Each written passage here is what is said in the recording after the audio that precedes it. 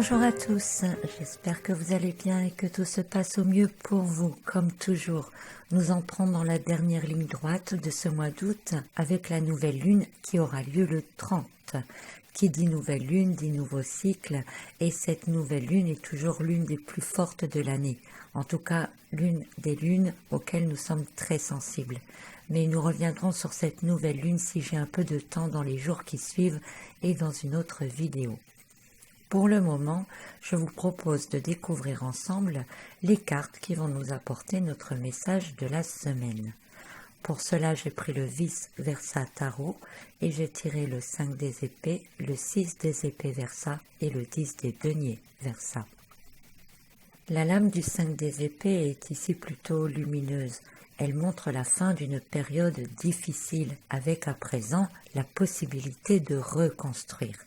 On se sent plus fort, prêt et peut-être aussi plus léger. Nous avons tout de même deux lames de la série des épées qui se suivent cette semaine, le 5 et le 6, qui indiquent une situation plus dans l'intellect et le raisonnement. Si vous aviez encore l'esprit embrouillé quant à ce que vous aimeriez faire pour vous pour la suite, ici vos idées seront plus claires, plus affinées, plus directives. Vous serez aussi davantage dans la compréhension de ce que vous êtes réellement capable de faire ou non. Il y a peut-être certaines idées que vous avez, mais qui sont encore trop irréalistes ou irréalisables pour le moment.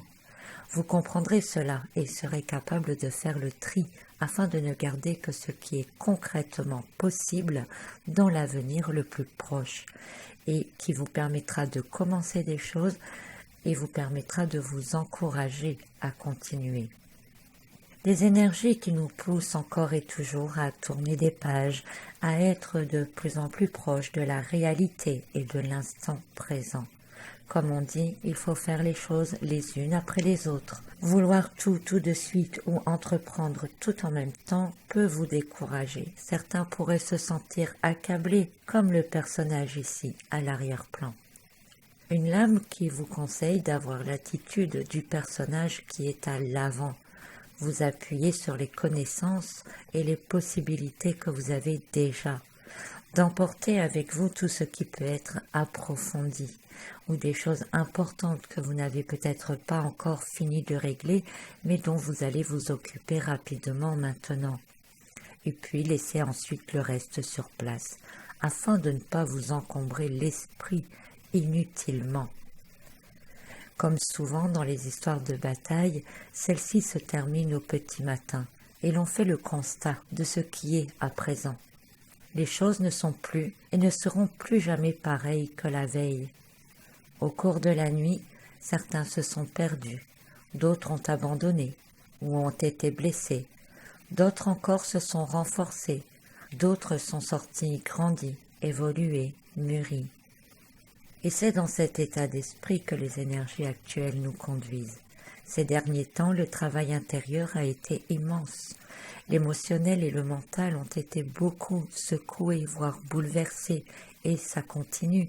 Le mental a été quand même bien secoué, beaucoup de choses se sont passées, beaucoup de révélations ont lieu, et c'est un peu comme si nous étions en ce début de journée, à faire le constat de ce qui est réellement, et de ce qui n'est plus, ou de ce qui a été qui n'est plus, ou de ce que nous avons cru avoir été qui n'a jamais été, mieux armés pour continuer. D'ailleurs, le 6 des épées Versa qui suit ce 5 des épées montre la nécessité d'évoluer encore, de passer à d'autres choses. Les épées sont là, accrochées sur le côté de la barque. Leurs pointes sont dans l'eau. Le mental serait-il en train de dominer les émotions? Ou la raison vient-elle troubler le calme de l'eau? Ou les émotions sont-elles en train de rouiller le mental? Tout dépend de votre situation personnelle et comment ces épées qui fendent l'eau vous touchent et vous parlent à vous personnellement. Ces personnages avancent quoi qu'il arrive. Devant eux, l'espace est infini. Ils n'hésitent pas à aller vers l'inconnu, même si cela n'est pas toujours rassurant, même s'ils vont vers le brouillard.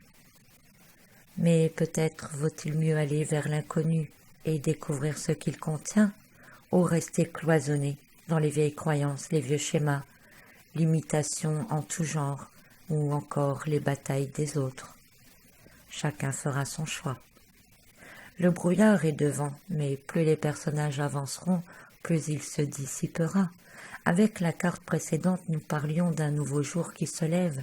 Ici, nous revoilà dans la nuit. Mais la carte précédente disait qu'il fallait faire les constats et d'oser ensuite repartir ou reconstruire avec ce qu'il reste. C'est peut-être cela qui conduit nos personnages dans l'inconnu. Cette carte nous rappelle que, quelle que soit la noirceur dans laquelle vous pourriez être, eh bien il faut avancer avec foi et courage, parce que le brouillard finira toujours par se dissiper. Un nouveau jour finira toujours par se lever. Il est donc temps de se relever et d'avancer franchement, de prendre ce nouveau départ. Nous avons ensuite une troisième lame qui est celle du 10 des deniers versants. Nous retrouvons ici un couple parmi les personnages principaux de la carte. Peut-être s'agit-il du couple qui était sur la barque précédemment.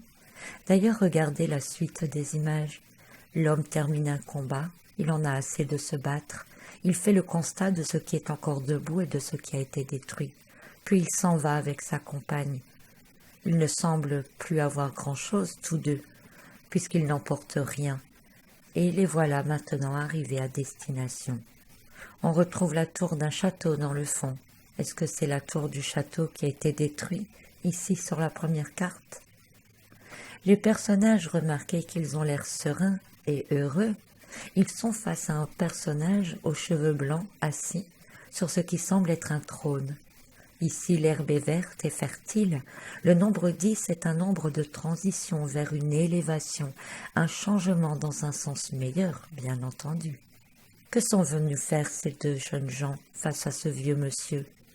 Certains sont peut-être venus demander de l'aide, principalement une aide ou un soutien financier, puisque nous sommes sur une lame de denier. D'autres viennent peut-être demander conseil ou avoir une approbation quelconque, faire une sorte de paix avec l'ancien, pourquoi pas avec le passé. Pour d'autres encore, il est possible que ce soit simplement le fait de rendre visite à un membre de la famille éloignée ou d'avoir des nouvelles de vos enfants qui vivent loin. Ces jeunes semblent à l'aube d'une nouvelle vie, d'un nouveau départ, quelque chose de plus sain, dans un environnement en harmonie avec eux. En tout cas, leurs peurs et leurs doutes semblent loin derrière eux ici. Ils sont confiants et paisibles. Cette lame indique que si vous avez besoin d'aide ou de conseils, vous devriez trouver facilement la personne qui saura vous épauler, vous guider. Cette personne n'attend rien de spécial de vous. Elle le fait de bon cœur. De toute façon, elle-même a déjà ce dont elle a besoin. Vous le ressentirez clairement, car vous-même serez serein en sa présence. Vous vous sentirez encouragé et écouté. Si vous êtes à la place de la personne assise sur le fauteuil, peut-être aurez-vous de la visite, une visite qui vous réjouira. Peut-être que de vieux griefs vont s'apaiser et que la hache de guerre demande à être enterrée. Tout dépendra encore une fois pour chacun de vous, évidemment. Voyez comment vous ressentez particulièrement cette lame dans votre situation actuelle personnelle.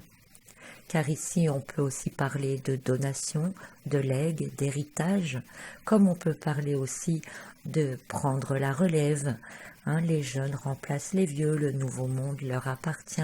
Ils ne veulent plus de toute façon faire les guerres des autres, ils désirent mettre en place leur nouveau monde.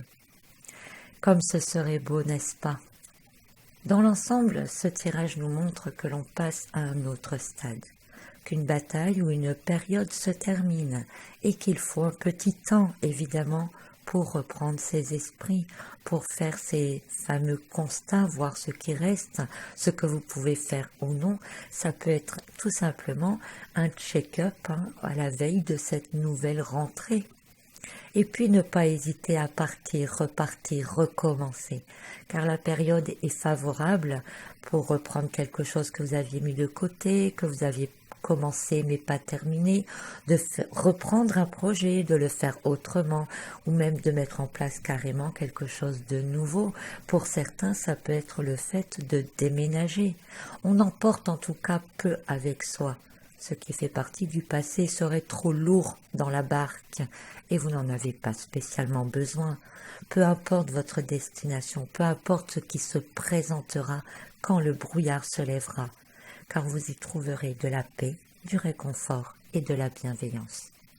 Vous aurez la possibilité de construire ou de mettre en place ce que vous voulez et comme vous le voulez. Donc c'est plutôt encourageant et positif. Sur ce, j'avais quand même envie de vous laisser choisir parmi 3 autres cartes. Choisissez celle qui vous attire le plus pour avoir peut-être un conseil supplémentaire pour chacun d'entre vous. Alors si vous avez choisi la carte numéro 1, c'est celle de la tour. Pour vous, c'est vraiment la fin de la bataille, comme j'en parlais au début du tirage. Le coup de grâce arrive, et même si cela peut être effrayant, ce sera libérateur. La colombe est là, rassurez-vous, et le retour à la paix se profile. Restez confiants, soyez observateurs, ne vous laissez pas entraîner à tort et à travers. Laissez passer la foudre, ça ira mieux très bientôt. À un niveau plus concret et terre à terre, cette semaine pourrait être parsemée d'imprévus pour vous ou d'événements qui font que vous ne savez peut-être plus trop où donner de la tête. Vous avez trop de choses à faire en même temps, c'est peut-être les préparatifs de rentrée aussi. Donc vous pouvez vous préparer à toute éventualité ou simplement savoir prendre du recul pour voir et observer ce qui se passe exactement avant de riposter ou avant de réagir.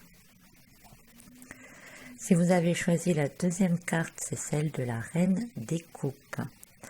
La Reine des Coupes, regardez-la bien, serait-ce la femme assise dans la barque, dans le tirage général? Alors qu'elle se laisse conduire, elle est en train de s'imaginer dans son avenir. Non pas assise dans cette barque, mais assise sur un trône où elle sera en paix. Elle tient précieusement cette coupe dans ses mains. C'est tout ce qu'elle a emporté de son ancienne vie. Toutes les joies, toutes les peines, et tout est contenu, tout est maîtrisé. Elle pose un regard apaisé dessus.